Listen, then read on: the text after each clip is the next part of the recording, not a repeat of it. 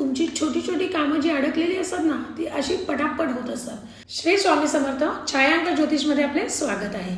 आज आपण आषाढ अमावस्या म्हणजेच 12 ऑगस्ट 2026 ला असणारी आषाढ अमावस्या त्याविषयी माहिती जाणून घेणार आहोत. पण त्या अगोदर अमावस्येविषयी थोडक्यात माहिती सांगते की अमावस्या ही पितरांना समर्पित आहे.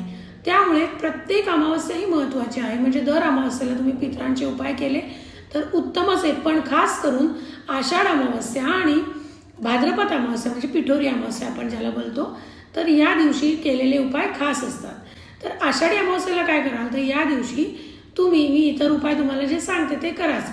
जाड मिठाच्या पाण्याने सगळं संपूर्ण घर स्वच्छ पुसून घ्या. त्यानंतर दक्षिण दिशेला एक तेलाचा किंवा तुपाचा दिवा नक्की प्रज्वलित करा. त्याच्यानंतर तुम्ही दही भाताचा नैऋत्य दिशेला लावा ज्यात मीठ नसेल असा. त्याच्यानंतर अजून सगळ्यात महत्त्वाचा उपाय तो म्हणजे असा की या दिवशी तुम्हाला कणकेचे 5 दिवे करायचे आहेत आणि ते दिवे तुम्ही पिंपळाच्या झाडाखाली ठेवू शकता, तुमच्या मुख्य दरवाजावर ठेवू शकता किंवा तुम्ही जरी देवघरात हे दिवे प्रज्वलित केले तरी सुद्धा चालणार आहे. तर हे कणकेचे दिवे कसे करणार तर गव्हाचं पीठ किंवा तांदळाचं पीठ, पण शक्यतो गव्हाचं पीठ वापरलेलं कधीही चांगलं.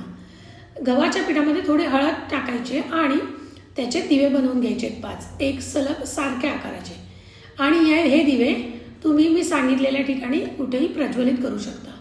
त्याचप्रमाणे या दिवशी जर तुम्ही तुमच्या घरातील जी लहान मुलं आहेत तुमच्यापेक्षा त्यांना ओवाळलं तर खूपच शुभ असतं. का तर शक्यतो लहान मुलांना दृष्ट वगैरे लागते, हा प्रकार कमी व्हावा, त्यांना बाहेरची बाधा होऊ नये त्यासाठी आपण दिवे म्हणजे गव्हाच्याच पिठाचे दिवे करायचे आणि त्याच्याने ओवाळायचे आणि नंतर दुसऱ्या दिवशी हे दिवे कुठल्याही झाडाच्या बुंद्याजवळ किंवा नदी तलावात तुम्ही विसर्जन करू शकता. अजून या दिवशी तुम्ही काय करू शकता तर अन्नदान करू शकता. गरजूंना ज्यांना खरंच गरज आहे अशा लोकांना अन्नदान करा. वृद्धाश्रमात करा, अतिउत्तम. अनाथ आश्रमात करा चालेल. त्याच्यानंतर आता पावसाळा चालू आहे त्यामुळे छत्री किंवा चप्पल कोणाला गरिबांना गरजूंना दान केली तरी अतिउत्तम आहे.